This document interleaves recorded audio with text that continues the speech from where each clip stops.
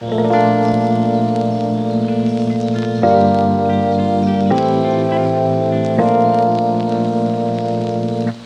and welcome back to Sexy Sips, the Tufts University Sex Health Reps podcast. Today we have on two very special guests, and first I'll introduce myself. So my name is Caroline, I am the podcast coordinator for SHR, and I use they, them pronouns.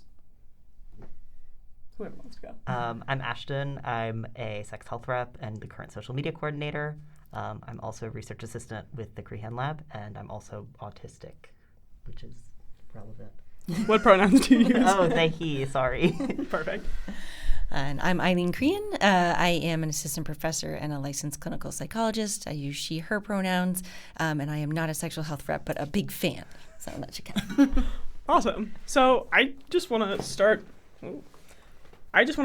by talking about my interest in this topic. So obviously I'm a sex health rep, but I got intrigued by this because I knew that Ashton did some work with the Crehan lab, and I'm taking Dr. Crehan's Autism Across the Lifespan class this semester, and my final project has been to develop a sort of intervention for sex education for autistic people. And so I'm using this a little bit as part of my research and also just to have a conversation about autism and sex education and how those two topics intersect, especially on college campuses. So we can just kind of get right into it. And I have a few questions for Dr. Crehan and Ashton, but apart from that, we're just gonna talk and see what comes up. So the first real question that I have for both Dr. Crehan and Ashton are, what are some misconceptions that you see frequently about autistic people in terms of sex and relationships? Whoever wants to go. Oh, I'm on the spot. So there are a fair number of misconceptions. I think, for a really long time, people thought that autistic people didn't want to be in romantic relationships, so that slowed the science down a little bit. But then there's also the flip side, especially I work a lot with parents, and they are concerned if they even mention the word sex, that their kids will become really sexually violent or sexually overly interested in sex, whatever that means.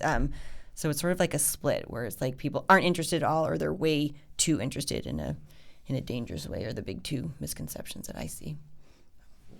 Yeah, I think it largely comes down to this kind of infantilization and the belief of needing to protect autistic people, particularly young autistic people, but frankly that continues throughout life. I think, a lot of people assume that autistic people either are not interested in or should not be having sex, even, once they reach adulthood. And as a consequence of that, there's often a lack of sex education directed towards autistic people, or potentially their parents aren't going to give them any of that information. I can also say from personal experience that when I've talked to partners about being autistic, it is sometimes a deal breaker because they feel like they're doing something inappropriate because they think that my ability to consent is potentially impaired. That's really interesting. One of my sources for this project that I'm working on is, I forget what year it was from, but it was about UK Commonwealth territories that had criminalized sex with disabled people, including physically and intellectually quote unquote disabled people. And clearly that is not something that is just happening in the UK. Clearly that happens everywhere in your experience on Tufts University campus. Do you want to talk any more about your experience? We can do that now or later, or not at all. I think it's just often something that people aren't sure how to approach, because we don't often, I think part of it is that we don't often see representations of autistic adults, and because most of what people know about autism is about childhood, the topic of sexuality can feel really contentious, even if you are face-to-face with someone who is an adult. Yeah. And it's so there's, we work with a group of people in the Netherlands, and it's so interesting to see how in the U.S., and this isn't a huge surprise, but we're so uptight about sex. So in the Netherlands, there are many paid programs for people with physical and quote unquote intellectual disabilities to get sex services because that is part of one of your basic needs. And just we're so far off from that here. Where it's there's such a big taboo about it. But in other countries, there are places where we do this work more sort of holistically in a more positive sex way. What do sex services entail in the Netherlands? Is that just sex work? A sex work. Yeah. Okay. Yeah. So and that there's a certain amount of hours or services that you can receive. So it's you get OT or speech language therapy, and it's for adults. It's not kids, which would cause some upcry, I think. But So it's just part of like the healthcare system. Gotcha. Yeah, that's really interesting. I forgot to mention this earlier, but Dr. Crehan, if you want to talk a little bit about the work that you do in your lab, the Korean lab, and how this relates. Yeah. So we focus on autism and neurodivergence across the lifespan. So I say across the lifespan because I'm in a child study department, but it is really more usually with teens and adults. But we're trying to push that a little bit earlier because the earlier we talk about relationships and sexuality, the better it is for everyone.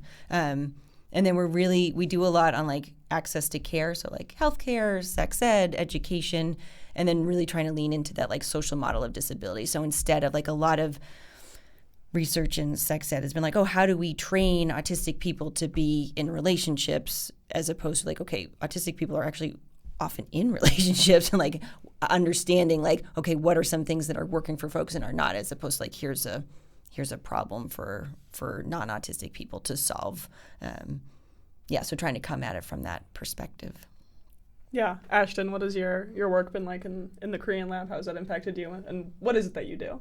Yeah, the project that I was working on the last, 2 years, the bigger project that I was on was the sex education project, which was essentially virtually teaching a sex education program that had been developed in the Netherlands for autistic teenagers. I think it was 12 to 18 was the group that we were working with.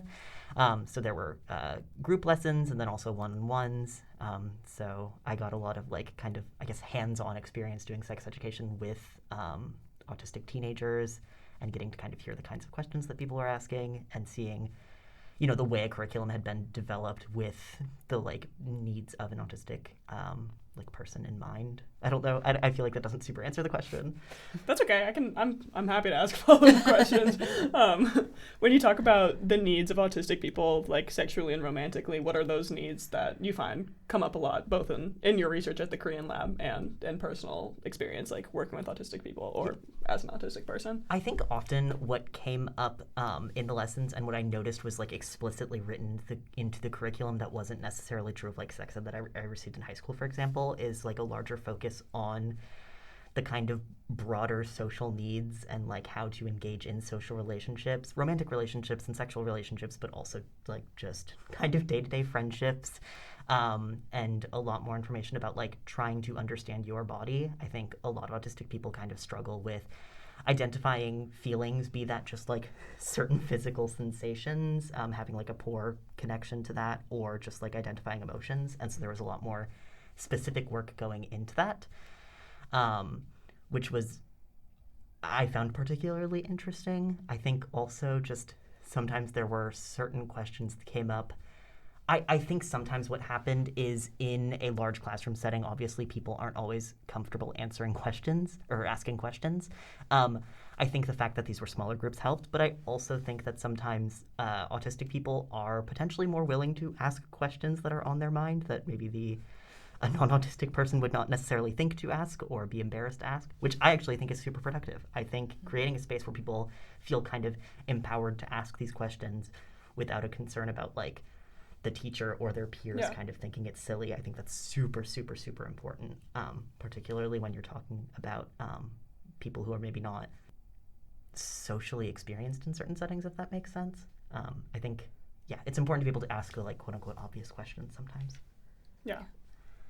Instead of just assuming there's a shared language about something or that everyone knows what you're talking about, especially because so many sexual and romantic relationship things are talked about in sort of terms that don't actually mean that, like the birds and the bees, that doesn't really actually mean anything. But also it can be really oftentimes, especially for younger autistic kids, they're getting a lot of information from their parents, which is generally a good place to get, safe information as opposed to just Googling it. But if parents are uncomfortable around this idea of disability or sort of the infantilization that oftentimes happens in the disability world, then they're oh, I'm not going to answer that, or we're not going to worry about that. And so then people have delayed access to information. And like Ashton was saying, I think that tying it in more and more, and I don't, even the curriculum that we were just studying, I think could have done a stronger job with this, but having strong sensory reactions or low sensory reactions is such a big part oftentimes of an autistic person's daily life. And you think about I mean, you can think about like sexual experiences, but even like kissing, right? Like it's smushy, it's wet, right? It's unpredictable, right? Like not to take all the fun out of it, but that's realistically what it is. And we don't really talk about that because if you're not autistic, right? Or if you don't have a lot of sensory sensitivities, that's less important, right? That's not going to be as big a part of the experience for you. But so if we don't tell people about that, like that's a big surprise. Yeah. I think the curriculum did often provide a little bit more of a script for sex than I think you would see in a standard sex education class in terms of like, this is going to happen, and then this is going to happen, and then this is going to happen. And certainly there's not one universal script for how sex is going to work, but I think sometimes, particularly for autistic people, it can be very intimidating and very difficult to have this like extremely abstract concept with no level of specificity, and you just genuinely do not know what to do, and you're maybe not going to be as either as capable or as trusting in your ability to read your partner, and so having these like more like explicit directions in a sense is helpful.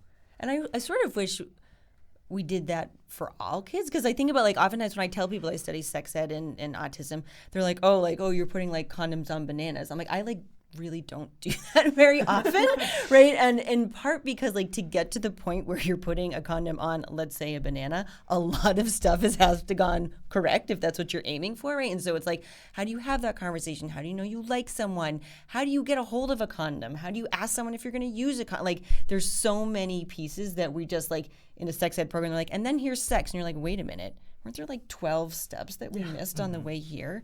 So I really think this is one case where like this idea of universal design where like accommodations that work for some people actually help everyone. I think sex ed is a great example of that because we really think about, okay, what are the social steps? Why do we do them? How do we choose if we want to do them? And like just to break down the whole process because it's such a mystery.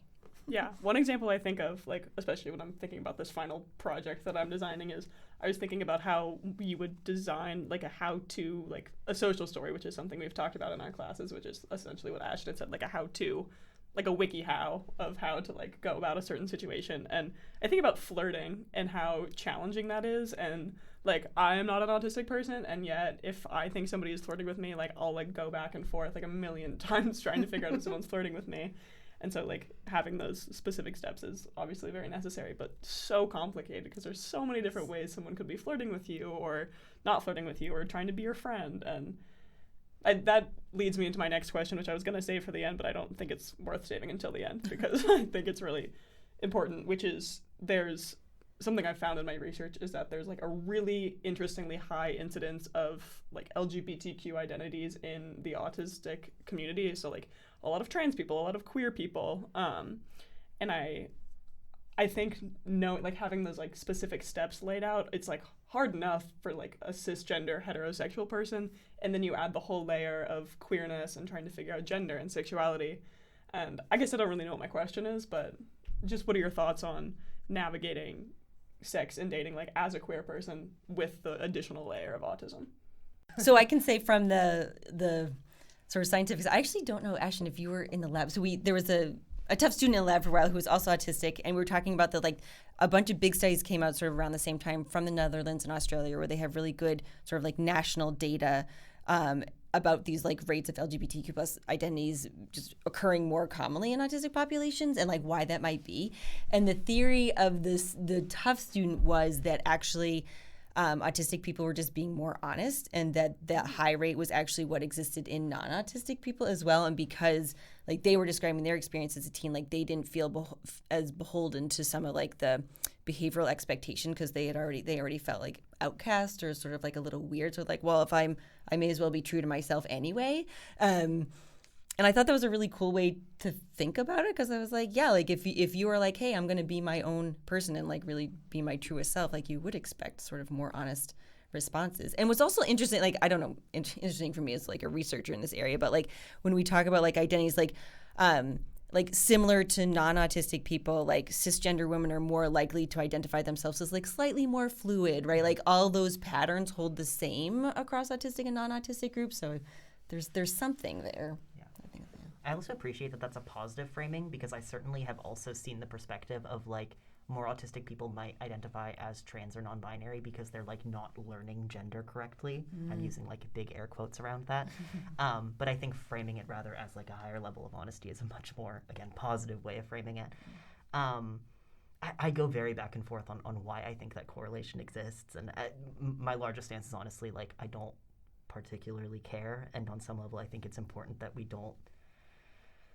I'm very wary of finding genetic roots to queerness and to autism, and so that's like always where that goes in my mind. I think, there's definitely higher rates of when you're trying to date as a queer person and as an autistic person. I think in some ways that becomes easier because you are able to find other queer autistic people, and certainly in my experience, having relationships with other autistic people is significantly easier, even if. Which is not to say that all autistic people have like an identical communication style. That certainly is not true. But I think at least some of the time, autistic people are more willing to kind of accommodate each other, and be more just like direct in communication, which I think helps with a lot of the barriers.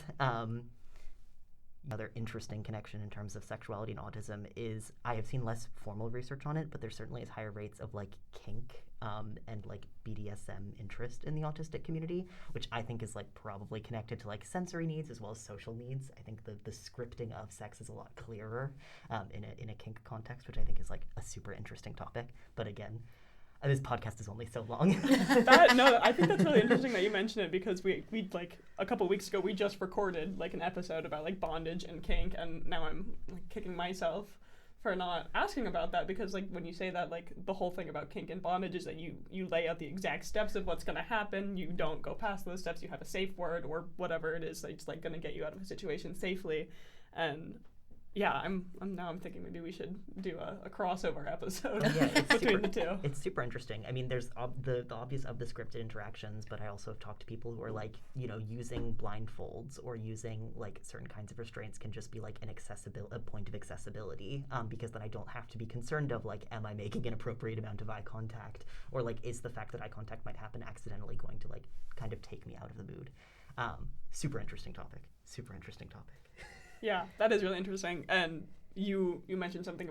Well, you mentioned something, and I forget what it is that you mentioned, but that got me on the train of thought of accessibility and how we talked about this in our class too, about like the higher rates of like physical like comorbidities with autism and like physical disabilities or like other like a chronic illness, something like that. So again, I don't know if there's an actual question here, but how increasing accessibility for education for autistic people relates to like the comorbidities of having like a physical disability in addition to like sensory needs and communication styles that may differ. What are your thoughts on that? I think the biggest thing is just encouraging more direct communication around sex. I am like a big proponent of before you have sex with basically anyone, you should have like a genuine sit-down conversation. And that doesn't need to be like a really serious formal thing if you don't want it to be. I think it can be quite casual. It's just talking about what you are interested in, what your needs are. And I think that is honestly a thing that everyone should implement because you will absolutely have better sex if you're talking about it beforehand. But also, especially if you deal with any kind of like disability, I think it can help you make sure that you're not injuring yourself or potentially putting yourself in like a precarious mental position. I also think, and there is really no way this work would ever get funded, but something that I'm really curious about is like, sex can be really good for you physically, right? And like emotionally, right? And not even necessarily just like having sex with a person or persons, but like masturbating, right? That can be a really good way to like relieve tension. And when you're talking about a group that also tends to experience disproportionately high rates of like anxiety and depression, like there's an interesting, very safe tool we have at our disposal that is never turned to, right? And I think that so if we're like, if we talk more about like safe use of sex toys or things like that in disability spaces, or like how masturbation can help you if you're really like tense and angry all the time, and like you don't necessarily need to have a partner. Like I think there's some interesting health benefits there that we really don't know anything about. And I think that's like an unexplored area. I think there's also the kind of unfortunate fact that at least some autistic people are explicitly told not to masturbate. Obviously, in the way that many children are kind of discouraged from that behavior, but also like, I'm looking for a word that I don't. The word that's coming to me is compulsive masturbation, but I'm not sure if that's the correct term. But essentially, it is an issue within some autistic young children, especially of like masturbating at inappropriate times and locations, and that gets like aggressively shut down. In some sense, rightfully so. You don't want your child masturbating in public, but if you don't affirm that that is something you can do in private, it can be the kind of like black and white thinking can become a serious issue. Yeah, and that both like I think ideally we would come at it from this like proactive, positive perspective, but also causes a huge safety problem. Like I can't tell you like the number of times I've worked with families and a kid might use like a communication device and there's no words about like, you know, sex might be a tough word to have depending on the level of the device, but like there's not a word for like penis. If it is a penis owning person, like how are they going to tell you if someone touches them, right? There's not a way to do that. So then it very quickly circles into a safety issue. And there's really not, I'm always shocked at the lack of like large scale movement to try to, people are like, oh, this is a huge problem. And then we just sort of sit in it, and then it's hard to get research funded because once you say disability and sex and then children in the same sentence, people sort of freak out. But yeah. Yeah, no, I mean, there's a strong amount of evidence, not necessarily specific to autistic populations, that sex education and giving children the ability to kind of describe what's happening to them physically is like hugely protective against sexual violence. Unfortunately, people like really love ignoring that fact when they're writing legislation. I feel like there's so few things in the social sciences where we're like, this can help actually reduce this, and like sex ed we know can reduce that, and we don't do it. Yeah, I don't know. This took a depressing turn. Yeah. No, I think it's true, and I don't know, I've been thinking about that like as in recent months, like given the election and everything, and not to take it all back to a place of the election, but just how what election? No, I'm just oh, kidding. Exactly. How like as sex health workers we're gonna have to start like navigating a world that is increasingly anti-sex ed. I mean, of course we go to Tufts University, so we live in this lovely protected little bubble, but like I know a lot of the other sex health reps didn't receive like nearly as good a sex education as we try and give as sex health reps now, and of course that's just amplified for autistic people and anybody who's like a minority in whatever sense of the word. That comes up sometimes when we're naming grants, especially like federally funded ones. Like you have to think about the title a little bit, because sometimes if it's, you know, being reviewed at a federal level, people just see the title and you're like, sex toys and disability, like that's going to get knocked off the list pretty quick. So that's already happening, which is sort of terrifying. Yeah. When I started on the sex education project, I had to like very much keep myself from saying that I was teaching autistic children how to have sex, because that's like, it's not a description that's going to get people on your side. But it's for science and it's for safety, Ashton. Yeah. And we paid them. No, like it's for, yeah. Yeah, so we've talked a little bit about where we see the faults, or not the faults, like where the sex education for autistic people has fallen through the cracks. So maybe to bring it to more of an uplifting note, where have you seen like examples, like be it on Tufts campus or elsewhere, like in the Boston area or online, wherever, like that you've seen like examples of like positive sex education and resources for like autistic people that need support? Of course, the Crehan Lab. I mean, it's a complicated topic. I think there's like sometimes a limit on resources that are easily accessible, because so much that is written for autistic people is written for young children. Yeah. And the needs of autistic adults are going to be different than the needs of young autistic children.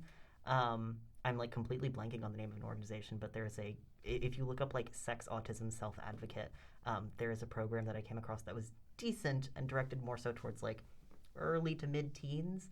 I think it is. I think so.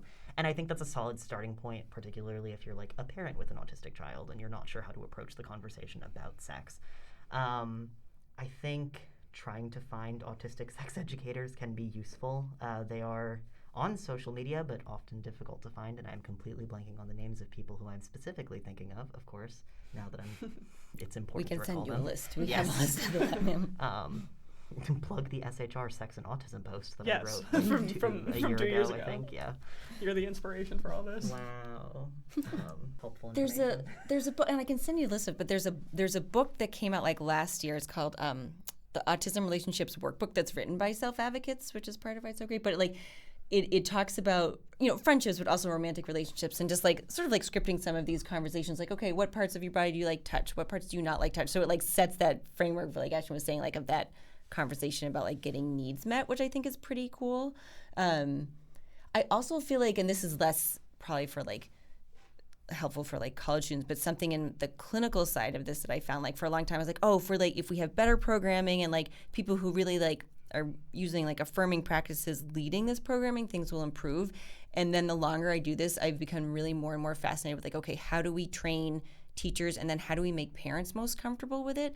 And one of my favorite clinical experiences of late was last year. I ran a virtual parent group for parents of adults on the spectrum, and these most of their kids were living in like group homes, so they had like a little bit less independent than like tough students would be.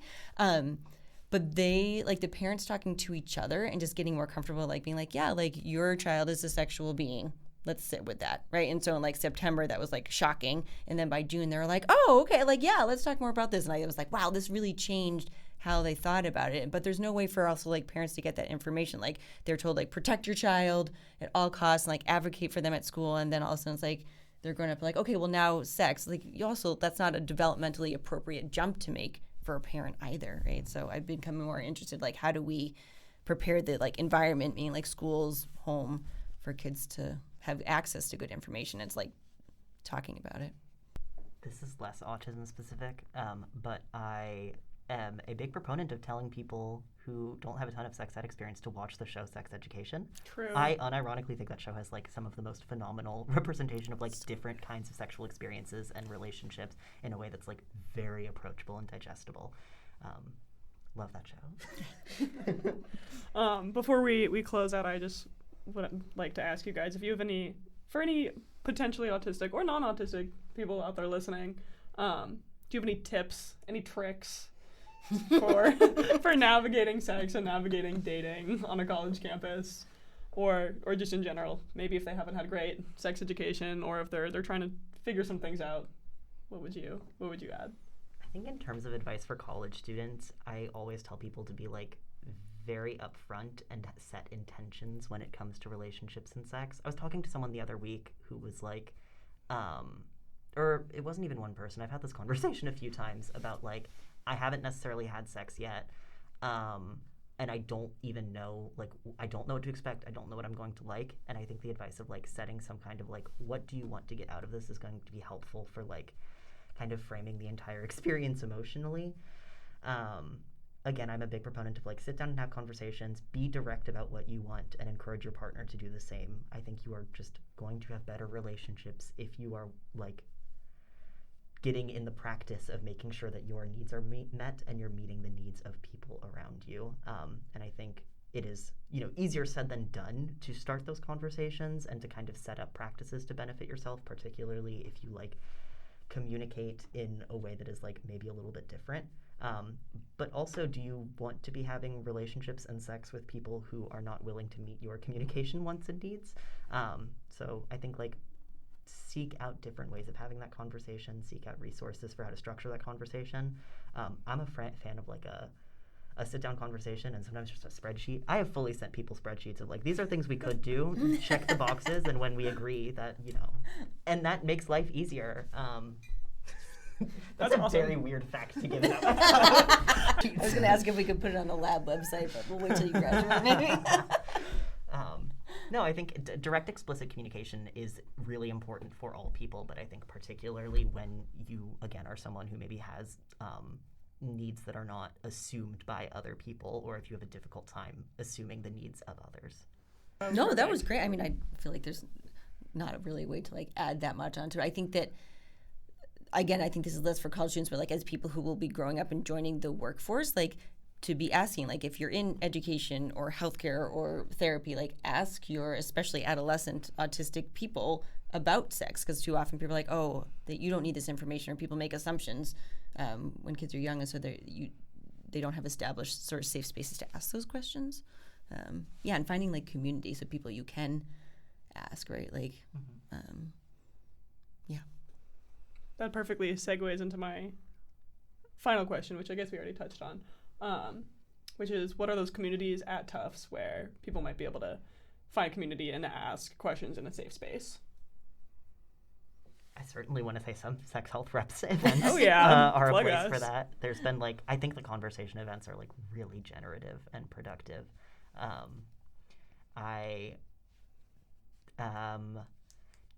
I think it sometimes depends on the group a little bit, but Diverse Minds is on Disability Queers, campus which for is for neurodivergent queer students. disabled students, including neurodivergent or mentally ill students. Plug my own group. Please do. I will link all of these in the description of the episode as well. I don't know if you have. I was going to plug Disability Queer, so that worked out well. Right. The yeah. care office also has some resources. I know that they have like a little mini library of things relating to sex and relationships, and one of those, they have some books that are about autism and sex and gender that are very cool if you want to read a book. Awesome. Well, thank you both so much for coming on the podcast. I had a lot of fun interviewing you guys. And yeah, that was our episode. As always, if you need any confidential resources, the care office is there to help. This has been Sexy Sips. Thank you so much for listening. Stay safe and stay sexy.